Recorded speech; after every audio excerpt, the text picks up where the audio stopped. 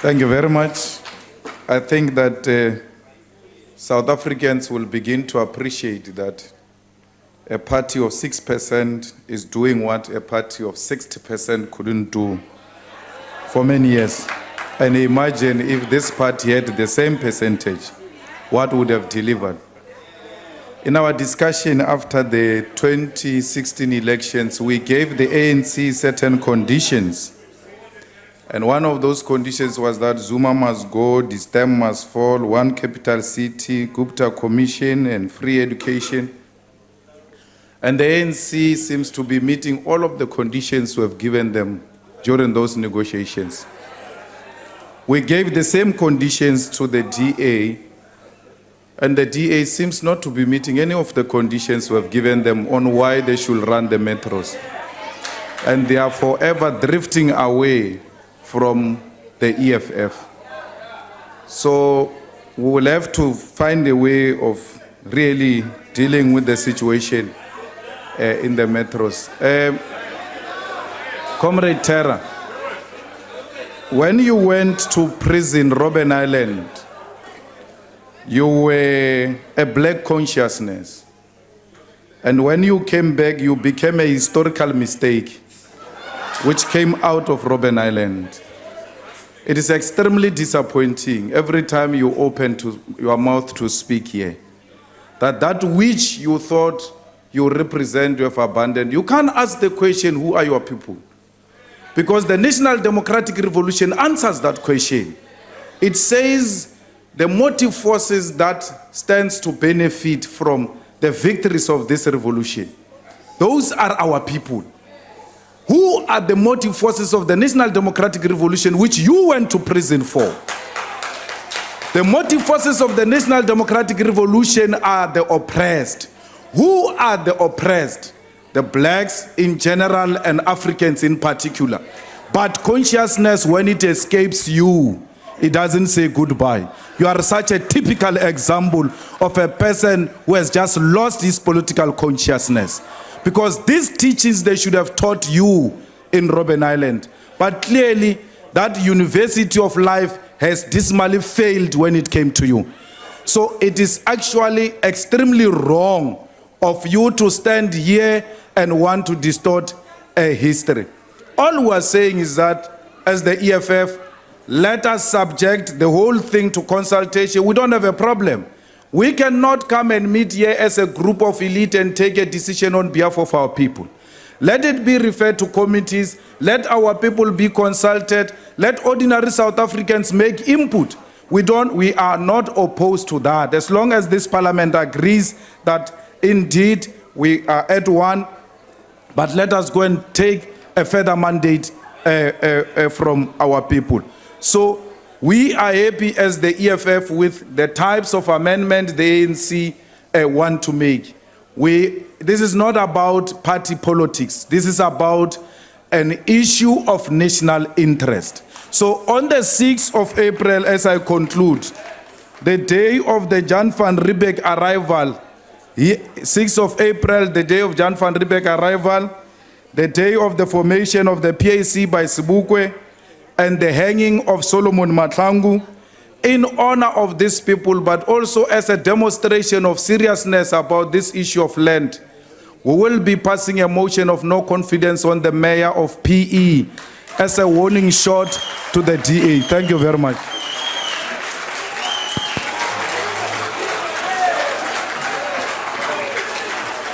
Thank you, honorable members. Thank you.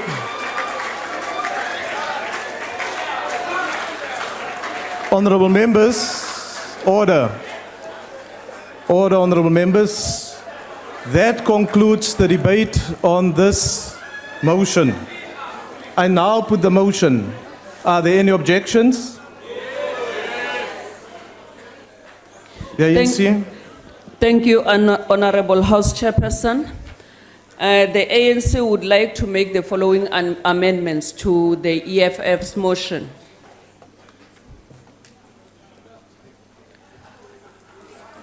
That paragraph 6 of the motion be amended as follows. Recognizes that the current policy Honorable Chairperson, Will you take your seat, Honorable Deputy Chief Whip of the ANC? Yes, I'm Honorable rising on a Member. point of order. Yes, Honorable Member. Chairperson, in terms of the process, you have just ruled that the debate has been completed. That was the ruling. The debate has been completed. I'm not convinced that the motion to amend can now be moved at this stage before we vote. The amendment should have been moved during the debate. No, Honorable Shavambu. They did. I was chair. We came from a consultation now as the whips of different political parties. The correct procedure is that immediately after debate, you can put the nay or yea option, which we did. And any party has got a right to put an amendment proposal. And if it's different parties that put amendment proposals, the last amendment proposal to be put into the House is the one that we vote on, and we roll backward like that. The first one will be the one which we last vote on, and then we integrate it, and then we then decide on a motion in terms of what happens moving forward. I don't know what constitutes the opportunism or freedom front. Thank you, Honorable Shavambu. No, Honorable Members, what we are doing now is to implement the rule, and the rule simply states that any member may propose an amendment, and in fact the table have received a detailed amendment from the ANC, and we were alerted to the fact that such an amendment will be moved. There's been consultation with the original movers of the motion as it stands. There is agreement, and that is why I am inclined to allow the Honorable Deputy Chief Whip to continue. Honorable Mulder? Chairperson, may I address you? Yes. I hear what you are saying. I want clarity for future's sake. If the chairperson has ruled that the debate has been concluded, I would like to know, in terms of the rules, what gives us the right then to come with amendments after the debate has been concluded. If there's such a rule, please enlighten me. I'll accept that. Now, Honorable Members. Yeah, no, the question was put. That's correct, and that's why we're proceeding. Honorable Members, the question was put, and there was an indication that there's objections, and then there was an indication in terms of the rules, Rule 1212, that there's an amendment, and as I say, we were furnished with a copy of the amendment that was also made available to the original movers of the motion. Deputy Chief Whip, will you proceed, please? Thank you, Honorable House Chairperson. The ANC would like to move to amend the EFF's motion as follows: that paragraph 6 of the motion be amended as follows. Recognizes that the current policy instruments, including the willing buyer, willing seller policy and other provisions of Section 25 of the Constitution, may be hindering effective land reform. Number 2, delete paragraph 7 of the motion as printed on the order paper. 3, substitute paragraph 8 of the motion with the following. Notes that in his State of the Nation address, President Cyril Ramaphosa, in recognizing the original sin of the land dispossession, made a commitment that government will continue the land reform program that entails expropriation of land without compensation, making use of all mechanisms at the disposal of the state, implemented in a manner that increases agricultural production, improves food security, and ensures that the land is returned to those from whom it was taken under colonialism and apartheid, and undertake a process of consultation to determine the modalities of the governing party resolution, our conference resolution that was in December. Amend paragraph 10 as follows: with the concurrence of the NCOP, instructs the Constitutional Review Committee to A, review Section 25 of the Constitution and other clauses where necessary. B, after the word amendments, to insert where applicable and delete all the words after needed. C, delete subparagraph C and D. Then D, amend the date for reporting to the Assembly to the 30th of August 2018. Honorable House Chairperson, I so move.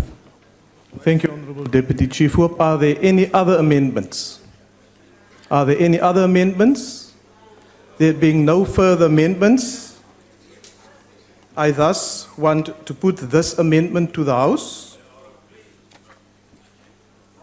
Are there any objections? Honourable Chairperson, Yes, Honourable Member. I just rise in response to the amendments that were proposed, and I'm sure you would realize that there were substantive amendments, not necessarily on the principle, but in the number of words. And I think it's only fair if we are given copies. I know a copy is going to be tabled with you for 5 or 10 minutes to study so that you can then put the question to the House. Yes, Honourable Members, Deputy Chief Whip, was those amendments distributed? Unfortunately, the honourable member was not in the House when I distributed the copies of the amendments. Thank you, Honourable Member. Thank you. So the amendments have been distributed. We are going to continue. Chair, I rise on a point of order. Just to put the record straight, I never moved out of the House. So I think it's devoid of the truth if the Honourable Chief Whip, Acting Chief Whip says that I was not in the House. So that is for the record. Yeah. No, thank you, Honourable Member. Honourable Member, the amendment complies with the rule, right? We received it, we looked at the amendments, and we followed the due process according to the rules. So those are the amendments currently in front of the House. Honourable Dudley, why do you want to rise? The ACDP would like to also say that these amendments need to be carefully considered before we actually vote on them. Thank you. We are actually going to vote on it now. Honourable Members, I now put the amendments as put by the ANC. Are there any objections to those amendments? House Chairperson, Yes. would like to speak on the amendment, please. I will now allow political parties to speak to the amendments, and I will allow up to 3 minutes per political party to make their input in this regard.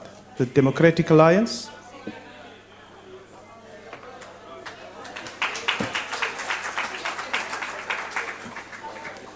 House Chairperson, thank you very much. Both the motion and the amendments themselves fundamentally misdiagnose where the real problem lies with land reform in South Africa.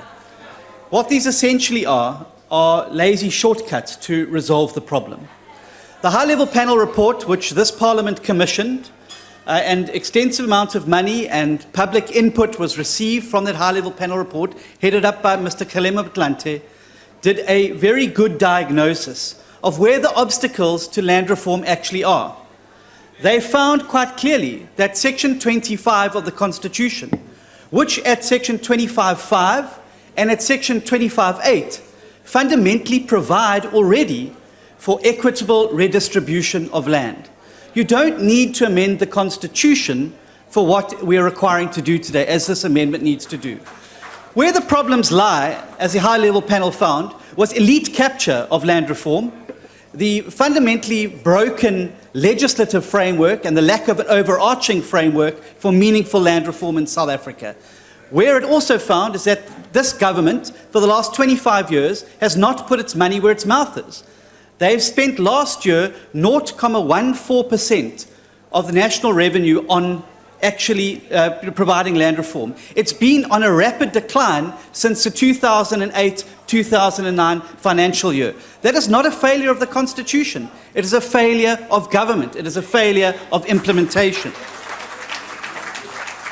This government, over the course of the last 25 years, has failed to introduce meaningful land reform. Absolutely failed to do that. And what is happening today with this motion? This motion is actually giving this side of the House, this government that has failed for 25 years, the opportunity to get a get-out-of-jail-free card. They can now wash away the sins of failure of their own policies, of their own legislation, and simply wash it away by blaming and scapegoating the Constitution.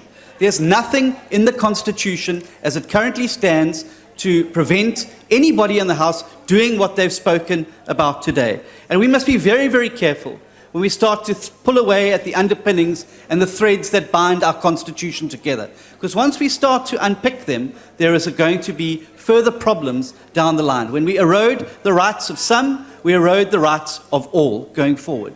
And so we say we must have meaningful land reform. We cannot deny the dispossession of both colonialism and apartheid. various legislative proposals, the Glen Grey Act, the Pegging Act, the Group Areas Act, the Native Land Act of 1913. These are all legislative processes which cause dispossession, and we must address these. But we can do it by passing legislation as the Constitution envisages. We don't need to amend the Constitution. Thank you. The Honourable Shivambu. No, thank you very much, House Chair. It is not unconstitutional to amend the Constitution. It's actually a constitutional practice to amend the Constitution. And this is what this Parliament is supposed to do. From time to time as Parliament, we must sit and look into the base document that has constituted this House, that organizes society, and check if that is the appropriate means upon which we must go forward. It's clear now that majority of black political parties are saying that the Constitution is not helping us adequately when it comes to dealing with the land question. So the DA can express its own views in terms of their own racial and class prejudices. But the fact of the matter is that we should ultimately expropriate land without compensation. We agree with the amendment as proposed in the context that instead of the ad hoc committee which we had proposed should look into this, we should instead use the Constitutional Review Committee, which is a joint committee inclusive of members of the National Assembly and the National Council of Provinces. And that committee must engage in public consultations, get submissions, and then come in August to table a report to say that these are parts of the Constitution that we must amend. These are certain legislations that we must align so that we enable the state to expropriate land without compensation. So that is the context within which we are dealing with all of these issues. And we do not have fundamental problem with the characterization that we are dealing with the original sin. So the amendment clearly puts that into context, that we are dealing with the original sin of land dispossession, of our people being taken out of their own land. And apartheid and land dispossession was a legislated reality. So we have to use our legislative powers, our constitution-making powers to undo the injustices of the past. And if we do not do so, we'll be failing the many generations of people who died fighting in the wars of resistance. We'll be failing so many people who died fighting for the freedom, who were incarcerated, were imprisoned, were exiled because they wanted their land back. So we must continue to work clearly and decidedly as black political parties to reclaim our land. Easily.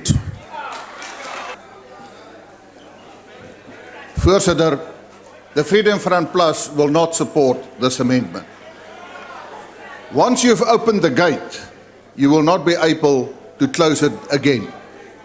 And I want to say to all landowners in South Africa today, you must take note what is happening in this house today. Take note. Daar is liggelowige mense wat dink dat die proses sal nooit deurgaan nie, want die agbare president Cyril Ramaphosa het ons gesê, die ekonomie moet nie geskaad word nie en voedselsekerheid moet nie benadeel word nie. Ek sê vandag vir u, die ANC regering saam met sy oppositievennote gaan die grondwet verander. Hulle het 'n 2/3 meerderheid en as die grondwet eers verander het, dan gaan u eiendom kan verloor en dit kan onteien word sonder vergoeding. En dit sal alle grond wees. Of jy in 'n dorp bly en of jy op 'n plaas bly. Grondeienaars moet weet dat hierdie proses is die spreekwoordelike geval en voorbeeld van die padda in die water, maar die vlammetjie word al hoër aangejaag en jy gaan doodkook binne in daardie pot. Ek wil vir julle sê, word wakker in Suid-Afrika. Besef u dat die ANC besig is om u soos 'n luislang in te sluk en stadig maar seker dooddruk. Want eiendom is die hoeksteen van 'n ekonomie. Private eiendom bou 'n ekonomie, maar die ANC wil dit nie toelaat nie. En u, as 'n grondeienaar, as dit u erns is om u eiendom te kan behou, dan sê ek vandag vir u, u moet u stem begin dik maak. U moet u besware begin opper. En u moet u afvalligheid en apatie wat die politiek in hierdie land betref, moet u beginne eenkant sit, want u dink u is klaar met die politiek, maar die politiek is nooit klaar met jou nie. Daarom doen ek 'n beroep op u. Daar is volgende jaar 'n verkiesing. Hierdie kwessie sal bespreek word. 2 jaar gelede is die grondkwessie al op die voorgrond geplaas vir propaganda in die verkiesing. Ons sal nooit so 'n mosie kan steun nie en ons sal u beveg waar ons Member, kan. your time has expired. The Honourable Lakota. Once more, thank you, Chairperson. For starters, I'd like to say that, Honorable Mr. Malema, I was in the House when you said what you said, and I cannot not say anything about it because it might be that I endorse that. I think we should leave the matter of whether I'm an accident of history or not. I think we should leave it for generations to come. They will pass judgment. On this issue, the problem so far has been one of abject failure by the ANC-led government to utilize these instruments and to give effect to the progressive realization of land reform rather than to impediments created by the Constitution. This is borne out in Parliament's high-level panel report, which reveals that, 1, the report on the progressive realization of land reform rights has been concerning and slow, that the development of policy and law has drifted away from its initial pro-poor stance and lacks a vision for inclusive agrarian reform. 3, that there are also significant gaps, such as on tenure security, where legislation has not been passed, putting the lives and livelihoods of many rural dwellers in peril. 4thly, that government's interpretation of customary law centered on traditional leadership and away from living customs has added to insecurity. The report makes comprehensive recommendations and calls for crucial interventions, but nowhere does the panel report call for the amendment of the Constitution. Yes, it is true that constitutions may be amended, but there must be sufficient firm grounds why you need to do so. This is a living document. It speaks about progressive realization of the objectives in a number of different. Section 25, Section 26, it speaks about progressive realization, recognizing that you cannot solve inside of 5 or 10 years or 20 years many other issues that are involved in this question. Those will take time, but time ahead is not as much as what is behind us is finished. We must look into the future, and that's what this document is based on. I thank you, sir. Thank you, Honorable Chair. South Africa belongs to all who live in it, black and white. That is the essence of this motion by the Honorable Malema. He has not said everyone else must go jump everywhere else. He says South Africa belongs to all who live in it. And therefore, all South Africans must share equitably to the proceeds of their country. It cannot be, that's what is the essence of this thing is. At last, the ANC, which has been reluctant to do this, I really must commend the honorable members on behalf of the ANC. The ANC has been reluctant for 23 years to come to this point where it says what it is saying today in terms of this resolution. The ANC has always been, is recognized across the world as a very patient movement for the liberation of the people of South Africa. Now, we have reached this point that says, let us persuade fellow South Africans. Let them too recognize that as South Africans, they've got a duty to fellow South Africans. It cannot be correct that all the time, the black majority of South Africans who have been suppressed for all these hundreds of years must always be the ones who kowtow to the minority of South Africans. It is not correct. Clause 4, lastly, Honorable Chair. Clause 4 here, it says amend clause 10. Rather, point 4 says amend clause 10 as follows. With the concurrence of the NCOP, instructs the Constitutional Review Committee. This is an institution. This is Parliament. This is a committee of Parliament. It is not saying go out there. We all have been voted here. It says this Parliament, as a representative of the people of South Africa, must use this clause, review Section 25 of the Constitution and other clauses where necessary. B, after the words amendments, it said where applicable. It is still persuasive.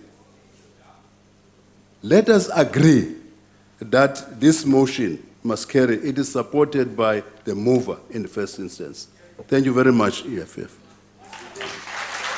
Thank you, Honourable Minister.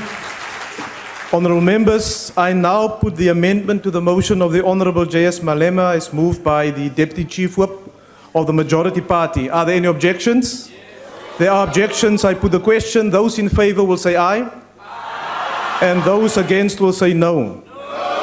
I think the ayes have it. Chairperson, the DA calls for division. A division having been called, the bells will be rung for 5 minutes. Honourable members, I would like to remind you that you may only vote from your allocated seat, and when requested to do so, you must simply indicate your vote by pressing the appropriate button below the yes, no, or abstain signs. If a member inadvertently presses the wrong button, the member may thereafter press the correct button. Order, honourable members, there's too much noise in the House. We're in a voting session. The last button pressed will be recorded as the members vote when the voting session is closed.